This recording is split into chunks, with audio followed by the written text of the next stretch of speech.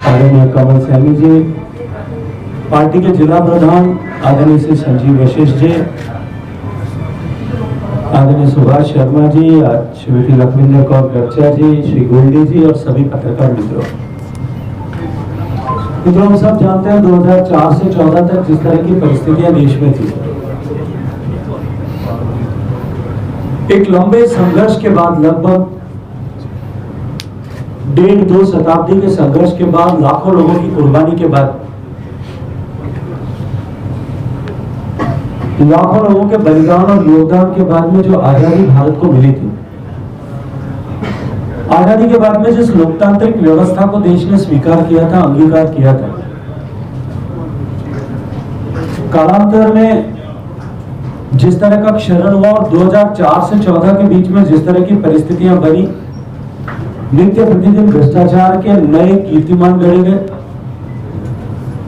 भारत हर मोर्चे पर विफल होता रहा,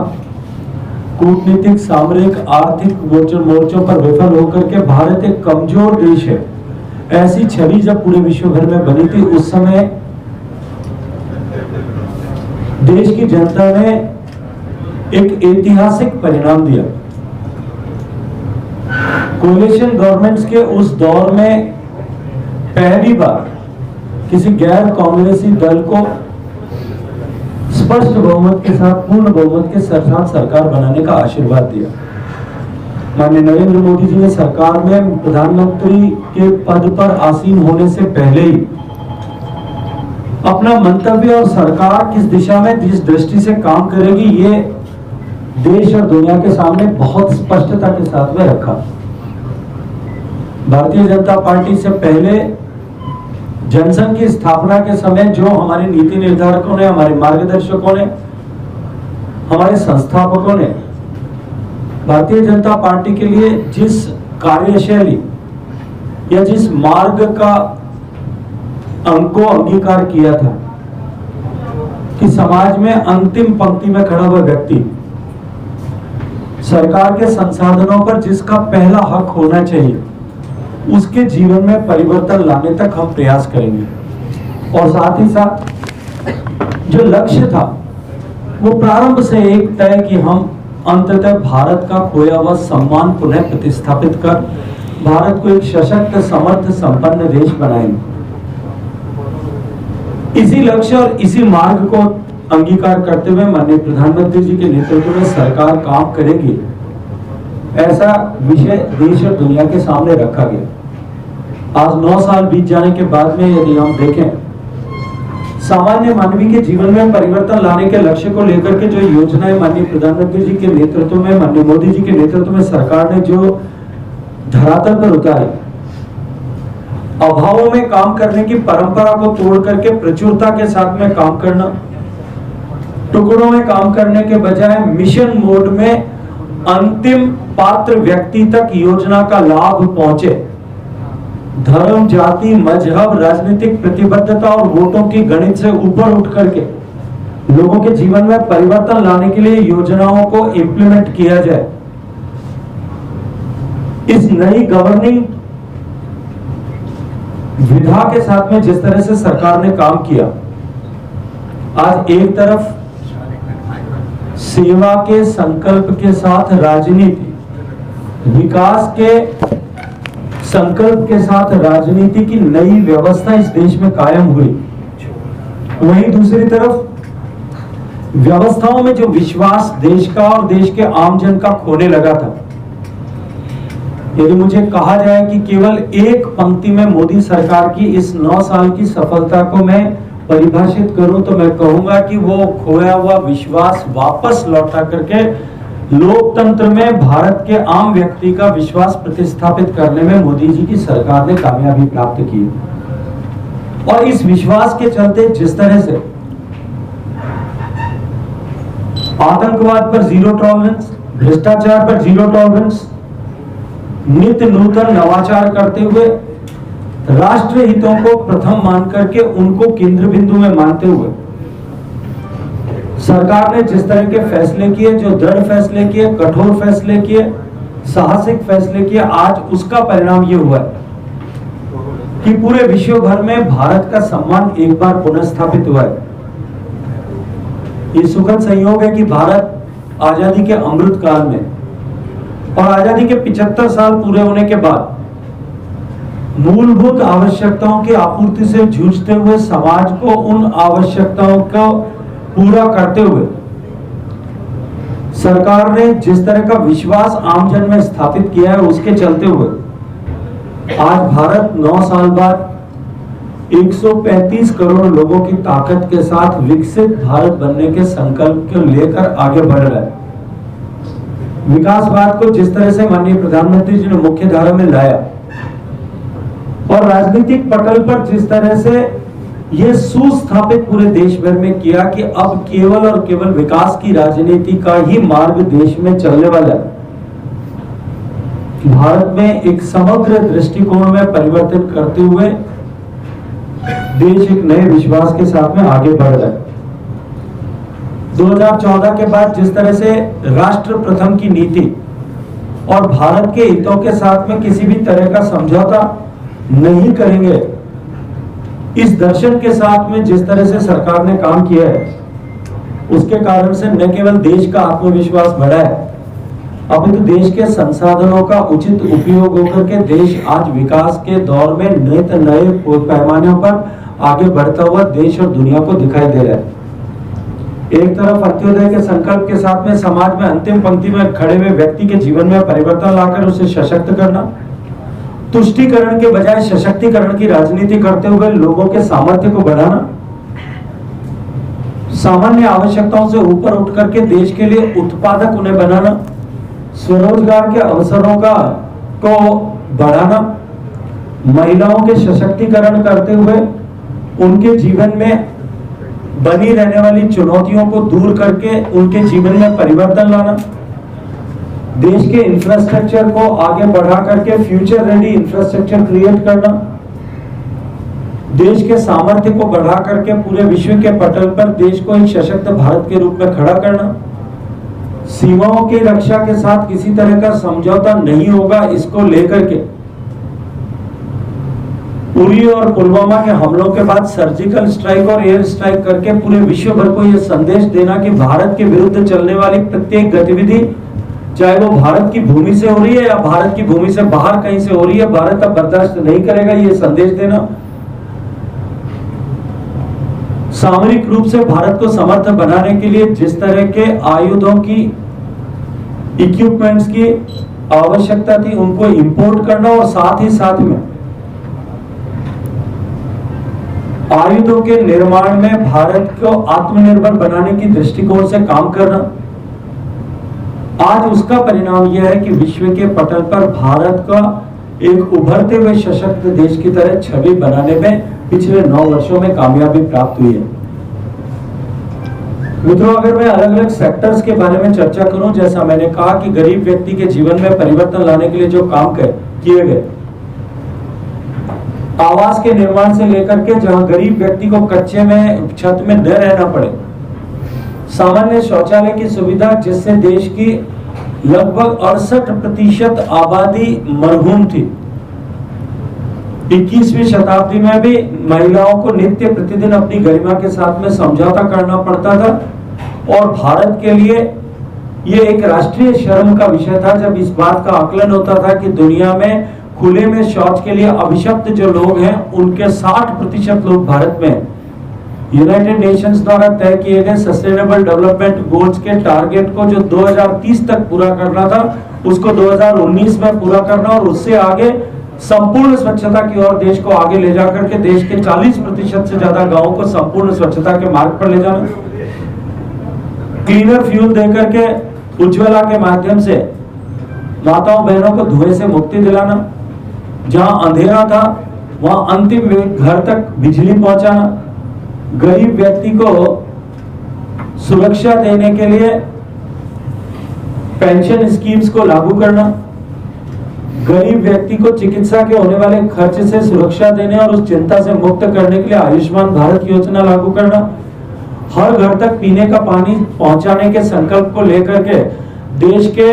9 करोड़ परिवारों तक नया पीने का पानी नल के माध्यम से स्वच्छ और उचित गुणवत्ता का पानी पहुंचाना,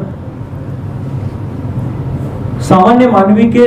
लिविंग स्टैंडर्ड को बढ़ा करके वो देश के लिए उत्पादक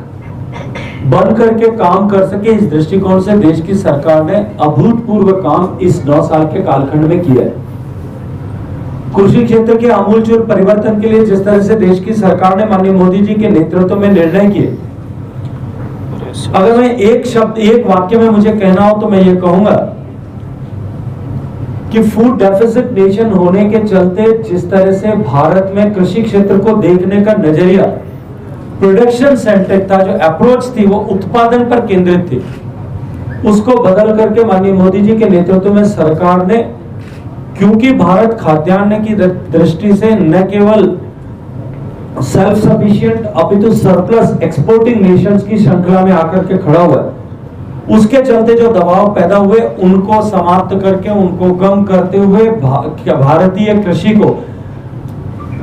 प्रॉफिट सेंट्रिक अप्रोच के साथ में देखना, लाभ केंद्रित दृष्टि से देखना, इस तरह का जो नया दृष्टि माननीय मोदी जी की सरकार ने दी और एक होलिस्टिक अप्रोच के साथ में सॉइल हेल्थ कार्ड, जमीन की गुणवत्ता की जांच से लेकर के खाद और बीज की आपूर्ति को सुनिश्चित करना, कृषि क्षेत्र के रकबे, सिंचाई के रकबे को बढ़ाना, वर्षों से रुकी हुई परियोजनाओं को पूरा करना, कृषि क्षेत्र में निवेश को बढ़ाना, कृषि क्षेत्र के बजट को बढ़ा करके 2014 की तुलना में 5.6 टाइम 560% ग्रोथ देना, किसान को सामान्य आवश्यकता के लिए, कृषि आदान की आवश्यकता के लिए महाजन से ऊंचे सूद पर ऋण न लेना पड़े, इसके लिए उसे किसान सम्मान निधि देकर के वित्त पोषित करना, मार्केट रिफॉर्म्स करना, प्रधानमंत्री फसल बीमा योजना के माध्यम से करोड़ों किसानों को सुरक्षा चक्र देना, ये एक होलिस्टिक अप्रोच के साथ में जिस तरह से काम किया, आज उसका परिणाम देश भर में दिखाई दे रहा है। केवल कृषि आधारित अर्थव्यवस्था के बजाय किसान को अल्टरनेटिव सोर्सेज ऑफ इनकम के लिए स्ट्रेंथन करना, इस दृष्टिकोण से काम करने से निश्चित रूप से देश के किसान की आमदनी बढ़ी है।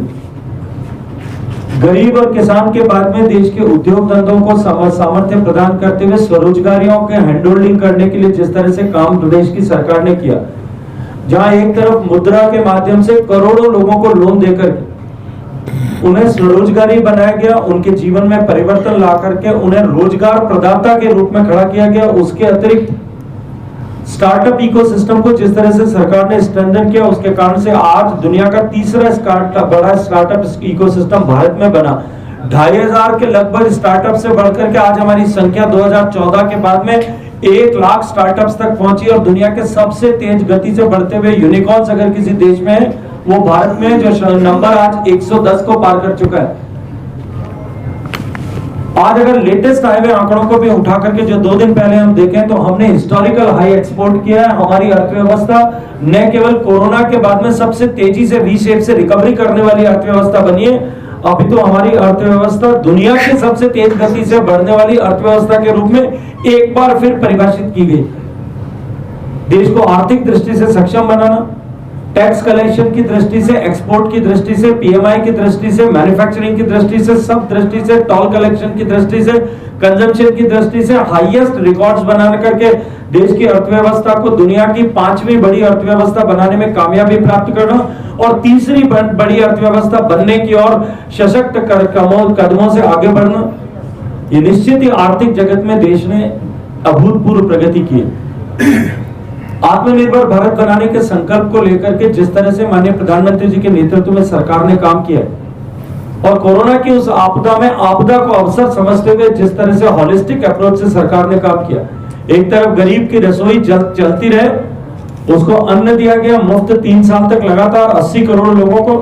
और जब मैं 80 करोड़ की बात करता हूं तो पूरे यूरोप की आबादी के बराबर लोगों को जो है भोजन की सुरक्षा दी गई। वहीं दूसरी तरफ छोटे उद्यमी से लेकर के कॉर्पोरेट सेक्टर तक सबको हैंडहोल्डिंग उस समय में की गई, इंटरेस्ट में रिलीफ दिया गया और साथ ही साथ में बिना किसी गारंटी के एडिशनल 20% तक एमएसएमई को जिस तरह से लोन देकर के उस समय में सहारा दिया गया, उसका परिणाम हमें दिखाई दे रहा है। लेकिन साथ ही साथ दुनिया का सबसे श्रेष्ठ दुनिया का सबसे सस्ता टीके का निर्माण और एक नहीं 2 टीकों का निर्माण करके भारत ने जिस तरह से इस क्षेत्र में अपनी धाक पूरे विश्व भर में कायम की और दुनिया का सबसे बड़ा टीकाकरण का अभियान चला करके 220 करोड़ डोजेस टीके की देकर के देश को जिस तरह से एक सुरक्षा चक्र दिया गया और केवल भारत ही नहीं, भारत के बाहर 50 से ज्यादा देशों के 2/3 लोगों को सुरक्षा चक्र देने का काम जिस तरह से भारत के निर्मित टीके से हुआ, उसके कारण से भी भारत की प्रतिष्ठा पूरे विश्व भर में पुनर्स्थापित हुई है। मित्रों, इस तरह से जो है देश में अगर मैं इंफ्रास्ट्रक्चर की बात करूं, जिस तरह से रेल, रोड, हाईवेज और हाईवेज बनाने की गति देश में बढ़ी, इनलैंड वाटर ट्रांसपोर्ट को लेकर के जहां कांग्रेस की और यूपीए की सरकारों में के चलते हुए देश में 2014 तक एक भी आइडेंटिफाइड इनलैंड वाटरवे नहीं था, आज देश में 111 इनलैंड वाटरवेज या तो बन गए या बन चुके हैं या बन रहे या उनके ऊपर काम प्रारंभ हो रहा है। जिस गति के साथ में हमने मेट्रो नेटवर्क को खड़ा किया, दुनिया का तीसरा सबसे बड़ा मेट्रो नेटवर्क बनाने वाला देश आज भारत हो गया। जहां हमने सिफर से शुरू किया था, बहुत केवल एक दिल्ली में मेट्रो नेटवर्क हुआ करता था, आज पूरे हिंदुस्तान में जो है 15 से ज्यादा शहरों में मेट्रो नेटवर्क सक्सेसफुली काम कर रहा है और उसके कारण से मिडिल क्लास की कम्यूटेशन की क्वालिटी में बहुत बड़ा अंतर जो है वो आया है। जो इंटरनेशनल स्टैंडर्ड्स की वंदे भारत ट्रेन के माध्यम से पूरे भारत को हाई स्पीड ट्रेन नेटवर्क से जोड़ने पर काम हुआ है, उसी के साथ साथ में पैसेंजर सेफ्टी और पैसेंजर एमिनिटीज को बढ़ाने के लिए जिस तरह से काम हुआ है, आज उसका परिणाम भी देश देख रहा है। एयरपोर्ट्स का विस्तार जिस गति के साथ में हुआ है, अगर मैं उसको आजादी के बाद में बने हुए 74 एयरपोर्ट्स की तुलना करूं तो 9 साल में हमने 74 नए एयरपोर्ट्स बना करके गति को अगर मैं एक दशक को मैं कैलकुलेट करता हूं तो 800% जो है मैं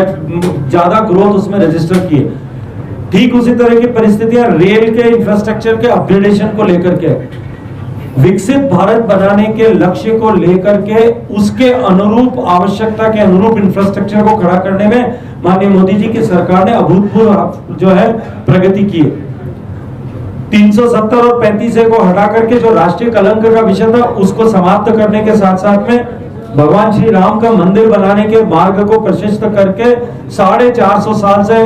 देश के सभी लोग जिस विषय का इंतजार कर रहे थे उस विषय को समाप्त किया, इस संकल्प के साथ में कि हम गुलामी की मानसिकता को पीछे छोड़ करके, गुलामी के निशानों को पीछे छोड़ करके काम करेंगे और अपनी विरासत का सम्मान करेंगे। उसको लेकर के जिस तरह से करतारपुर साहब के लांघे को, करतारपुर कॉरिडोर को वापस खोला गया, जिस तरह से काशी में, उज्जैन के महाकाल में, भगवान जगन्नाथ के मंदिर में, भुवनेश्वर में, सोमनाथ के मंदिर में, केदारनाथ के मंदिर में जिस तरह से काम हुआ है, आज उसका परिणाम ये हुआ है कि न केवल उसके उन जगहों पर जाने वाले तीर्थ यात्रियों को, पर्यटकों की सुविधाएं बढ़ी है, अपितु उनकी संख्या में भी कई गुना इजाफा हुआ है और उसके कारण से भी हमारी इकोनॉमी को एक बड़ा बूस्ट मिला है। इन सब के चलते और इस सब के साथ साथ में जो लोक कल्याणकारी योजनाएं चालू की गई, उनके जो हिडन बेनिफिट्स हुए, चाहे पेयजल की मैं बात करूं, आज पूरे विश्व भर की संस्थाएं मानती है कि उसके कारण से लाखों लोगों का जीवन बचा है और हमारी इकोनॉमी को एक बड़ा बूस्ट मिला है। स्वच्छता के मिशन के चलते हुए लगभग 4 लाख लोगों का जीवन पूरे 5 साल के कालखंड में बचाने में इस योजना के कारण से कामयाबी मिली है। वहीं दूसरी तरफ 50,000 रुपए प्रति परिवार जो बीमारी के कारण से होने वाला खर्च या उसके कारण से जाया होने वाले समय पे व्यय होता था, उसमें बचत हुई है। उसके कारण से इकोनॉमी को जिस तरह की ग्रोथ मिली है, यह विश्वास के साथ में कहा जा सकता है और पूरी दुनिया ये स्वीकार करती है कि भारत में के लिए ये 9 साल जो है एक स्वर्णिम युग के लिए आए की तरह से आए और भारत आज एक नूतन गति के साथ में, नूतन उत्साह के साथ में, नवीन ऊर्जा के साथ में आगे बढ़ते हुए विकसित भारत बनने की दिशा में सशक्त कदमों के साथ आगे बढ़ रहा। और इन सब के चलते भारत का सम्मान जिस तरह से वैश्विक प्लेटफॉर्म पर हुआ, जहां पुराने समय में पिछले 10 साल के कालखंड में 2004 से 14 के बीच में पर्यावरण के नाम पर, पर्यावरण की रक्षा के नाम पर प्रोजेक्ट्स को लटकाया अटकाया जाता था, वहां आज प्रोजेक्ट्स तो टाइम पर हो रहे हैं लेकिन पर्यावरण के प्रति भारत का कमिटमेंट जो है उसकी सराहना पूरे विश्व करती है और पूरे विश्व भर में भारत को उस प्लेटफॉर्म्स पर जहां कहीं भी पर्यावरण के विषय को लेकर के चर्चा होती है वहां ग्लोबल लीडर की तरह पहचान मिलती है। मित्रों, हम सौभाग्यशाली हैं कि आज भारत का सम्मान माननीय मोदी जी ने इस तरह से बढ़ाया है कि दुनिया के दूसरे देशों के राष्ट्राध्यक्ष जिस तरह से माननीय मोदी जी का सम्मान करते हैं, जिस तरह से भारत का सम्मान दुनिया के सारे platforms, B it G7 platform, G20 platform, G11 platform, United Nations का प्लेटफॉर्म या और किसी भी प्लेटफॉर्म पर जिस तरह से भारत को सम्मान मिलता है, ये निश्चित ही भारतीयों का गर्व जो है माननीय मोदी जी ने पिछले 9 साल में एक बार फिर बढ़ाने और प्रतिस्थापित करने का विश्व के पटल पर काम किया है और सशक्त कदमों के साथ में देश को आगे बढ़ाने के लिए मोदी जी की सरकार काम कर रही है। निश्चित ही इन 9 सालों में जिस तरह से काम हुआ, जो नई रवायत भारत में बनी है, मैं विश्वास के साथ में कह सकता हूं कि आने वाले समय में माननीय मोदी जी के नेतृत्व की जितनी भारत को आवश्यकता है, पूरा विश्व इस दृष्टि से देख रहा है कि पूरे विश्व भर को भी माननीय मोदी जी के जैसे नेतृत्व की भारत में बनाने इसकी आवश्यकता है। हम सब पत्रकार मित्रों ने और मैं आपको और आपके माध्यम से देश की जनता को इसके लिए अभिनंदन करना चाहता हूं। देश के मतदाताओं का कुछ चरणों में अपना शीश जो रख करके उनका अभिवादन करना चाहता हूं कि उन्होंने ये सेवा का अवसर भारतीय जनता पार्टी को, भारतीय जनता पार्टी के हम कार्यकर्ताओं के, भारतीय जनता पार्टी के नेताओं को, माननीय मोदी जी को जो अवसर प्रदान किया, एक बार नहीं 2 बार अवसर प्रदान किया, एक बार पूर्ण बहुमत का और दूसरी बार उससे भी ज्यादा बहुमत देकर के जिस तरह का आशीर्वाद दिया है, हम कृतज्ञ मन से देश की जनता का और इस सब पूरे यात्रा में सहभागी रहे आप सभी मीडिया के मित्रों का हृदय पूर्वक इसके लिए अभिनंदन करते हैं। आप सबका बहुत सारा धन्यवाद। मुझे लगता है मैंने पहले ये कहा था कि आज की प्रेस कॉन्फ्रेंस 9 साल की उपलब्धि सिर्फ 9 साल तक रखें, इसको लेकर के उसके अतिरिक्त यदि कोई भी प्रश्न है हम अलग से बैठ करके उसका मेरा सवाल है सर, उसने कल बयान दिया है राहुल गांधी, उनका ये कहना है कि वो मुस्लिम लीग से जो है वो समझौता करेंगे। मैंने कहा कि इस विषय को आप ही छोड़ दीजिए, इसके बाद में लोगों को और मजबूत करने की बात हो रही है। देश के कौन सा देश में सिटेशन के कानून को और मजबूत करने की बात हो रही है, उससे आप किस तरह समझते हैं? लॉ कमीशन ने आज रिकमेंडेशन दी है। क्योंकि मुझे लगता है कि कानून के विषय पर इस तरह से कैजुअल टिप्पणी करना मेरे जैसे स्तर के लोग व्यक्ति के लिए उचित नहीं है। कानून बनाने की, कानून के सशक्तिकरण करने की, कानून में फेरबदल करने का अधिकार देश की संसद को है और संसद को के अधिकार के ऊपर मैं अपनी टिप्पणी यहाँ से बैठ करके मीडिया के सामने करूँ, ये उचित है। केंद्रीय सरकार ने पीछे जैसे पंजाब महासंघ होता था पहले, अभी पीछे 3 स्पीकर हमारे बैठे हैं पंजाब, हरियाणा, हिमाचल के, उस विषय को लेकर जो अच्छा लगा कि भी 3 प्रांतों के स्पीकर बैठे हैं, क्या उससे हमारी ट्राई सिटी पंजाब की समस्या, दूसरे क्षेत्रों की जो समस्या होती थी, इससे आने वाले समय में लगता है कि लाभ मिलने वाला सरकार की तरफ से? मुझे लगता है कि इस प्रश्न का 9 साल के इस काम से कोई संदर्भ बड़ी उपलब्धि सर महासंघ की, कि निश्चित रूप से ऐसी बहुत सारी उपलब्धियां जिन पर चर्चा की जा सकती है, लेकिन इस तरह के प्रश्न पे अभी उत्तर देना उचित नहीं है। एक विधायकों की जो ऊना में बैठक हो रही है कि फर्स्ट टाइम हो रहा सरकार की तरफ से कि देश भर के सारे विधायक इकट्ठे होके वहां जा रहे हैं, ऐसा कभी सरकारों ने नहीं किया। क्या इस तंत्र से भी कुछ सरकारों को या दूसरे क्षेत्रों को फायदा होगा? निश्चित रूप से देखिए, संवाद की स्थिति और समूह में बैठने से निश्चित ही लाभ होता है और इस तरह की परंपराएं जो माननीय मोदी जी ने प्रारंभ की, ये केवल विधायकों के बैठने का विषय नहीं। माननीय मोदी जी ने 2014 में 2 विषय देश के सामने रखे थे। एक कोऑपरेटिव फेडरलिज्म का, कि हम देश में सभी लोग मिलकर के, चाहे हम किसी भी राजनीतिक प्रतिबद्धता से आते हो, लेकिन हम सब लोग कोऑपरेटिव फेडरलिज्म के सिद्धांत के साथ में काम करें, टीम इंडिया के रूप में काम करें। और आपने देखा होगा कि पिछले 9 साल के इस कालखंड में राजनीतिक भेदभाव या राजनीतिक प्रतिबद्धता के भेदभाव के आधार पर कहीं भी विकास के किसी काम को न रोका गया, न टोका गया, न बढ़ाया गया, न जो है उसको चढ़ाया गया। केवल और केवल देश का विकास करना है और उसी के चलते जिस तरह का अभूतपूर्व काम पूरे पूर्वोत्तर भारत में हुआ, जो पूर्वोत्तर भारत के प्रांत अपने आप को अलग थलग महसूस करते थे, आज विकास की दौड़ में वो पूरे देश के साथ में कदम ताल करते हुए उनसे होड़ करते हुए दिखाई दे रहे हैं। सर फेडरलिज्म की हमने बात की है, जो नॉन बीजेपी स्टेट गवर्नमेंट है वो एलिगेशन यही लगाती है, पहले कांग्रेस पे भी लगता था कि आप स्टेटों का जो फंड होता है वो रोक देते हैं, जैसे पंजाब है, ऐसे ही राजस्थान है, हिमाचल है, तो वो बोलते हैं कि जो बीजेपी का स्टेट नहीं होती जिसमें गवर्नमेंट में, वो बीजेपी फिर ऐसे। देखिए, मैं पूरी सरकार के बारे में टिप्पणी करूं ठीक नहीं होगा। मैं मेरे मंत्रालय का विषय आपके संज्ञान में लाना चाहता हूं। देश का नहीं, दुनिया का सबसे बड़ा ड्रिंकिंग वाटर प्रोग्राम हम कर रहे हैं। अगर मैं कहूंगा तो शायद लगेगा कि मैं आंकड़ों में कोई फेरबदल कर रहा हूं। आप अपने मोबाइल में जेजेएम का डैशबोर्ड खोल करके देश के हर प्रांत की स्थिति देख लीजिए। पिछला बजट का जब पीरियड खत्म हुआ था 22-23 का 31 मार्च को 1 अप्रैल को, तब भी देश के हर प्रांत में जहां प्रोग्राम कंप्लीट नहीं हुआ और कंप्लीट हो गया है, वहां भी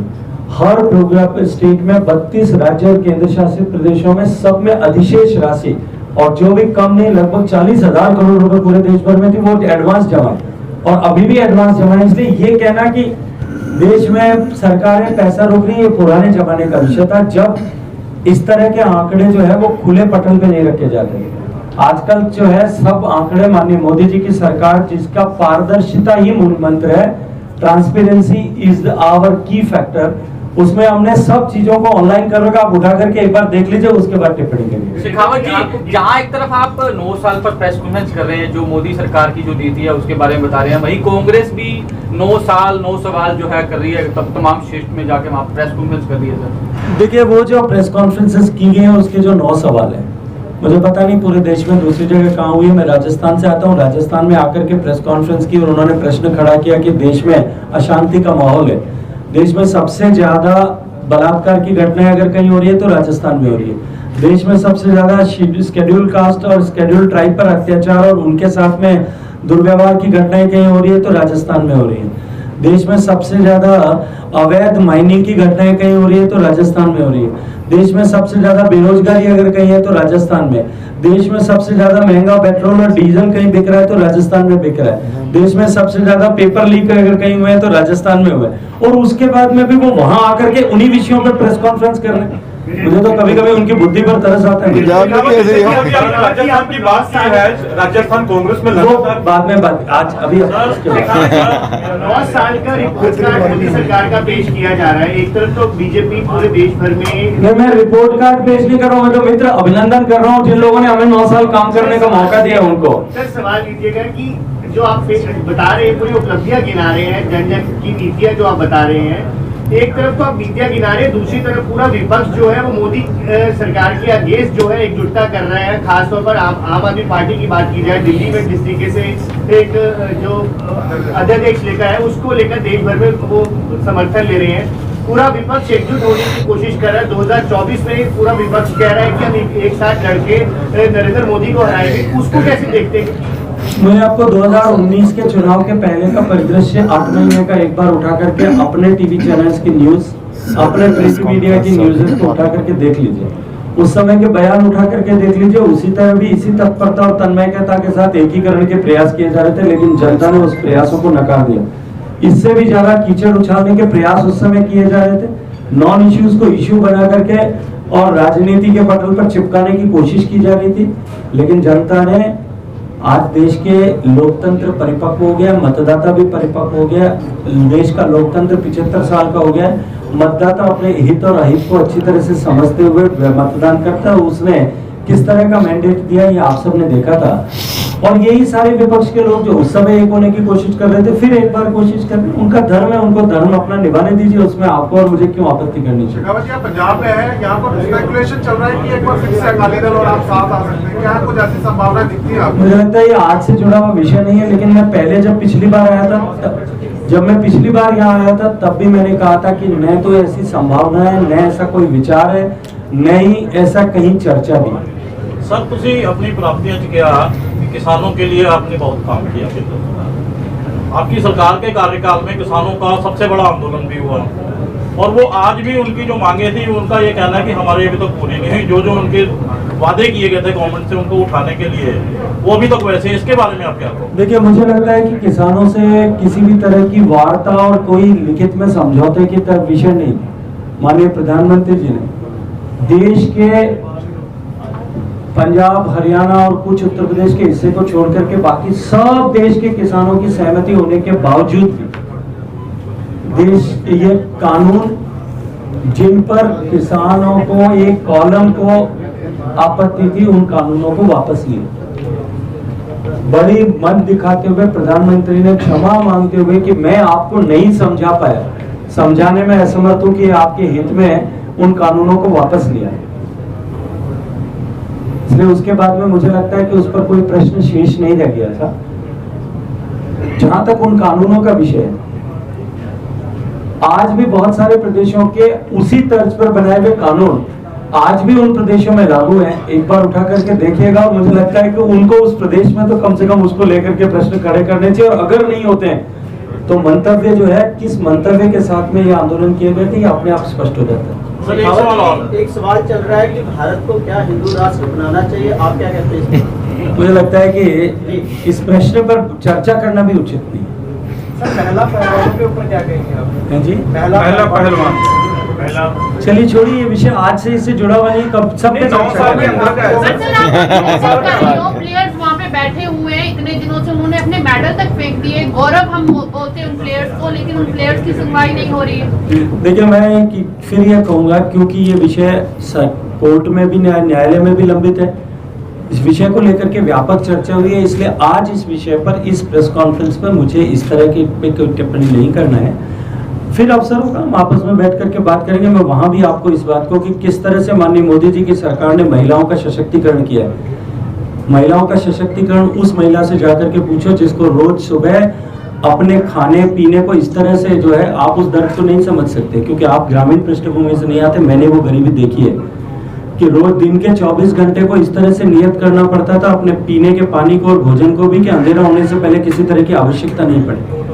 उन देश की जो है 60 करोड़ लोग, और उसमें से 30 करोड़ माताओं बहनों से जाकर के पूछिए कि उनके जीवन में किस तरह से परिवर्तन हुआ। जाकर के पूछिए उन महिलाओं को जिनको अंधेरे में इंतजार करना पड़ता था, और जब जो है बिजली के वो लालटेन की या डिबरी जला करके और अपना खाना पकाना पड़ता था, या उन बच्चों से जाकर के पूछो कि जिनके जीवन में क्या परिवर्तन हुआ। इसलिए ये विषयों को भटकाने के लिए इस तरह के प्रश्न की अभी आवश्यकता नहीं है, हम अलग से बैठ के उस पर चर्चा करें। सर, राहुल गांधी यूएसए के दौरे पे है, लगातार कह रहे हैं कि ये 9 साल से कहीं संबंध नहीं है, उसके अलावा बात करेंगे। सर, 9 साल के संदर्भ में राहुल गांधी जी ने ये कहा है कि लोकतंत्र को 9 साल का जो अपना कार्यकाल है उसमें जो भी किया है उसे इतनी अच्छी तरह से दर्शा रहे, लेकिन जो पिछले सालों में हिंदुस्तान में है वो कह रहे हैं वो सब गलत हुआ है। उन्होंने एक टिप्पणी की, उन्होंने कहा अगर मोदी जी को भगवान के सामने बिठा दिया जाए तो वो ये भगवान को समझा देंगे कि ब्रह्मांड की जो उन्होंने सृष्टि की रचना की वो भी गलत थी।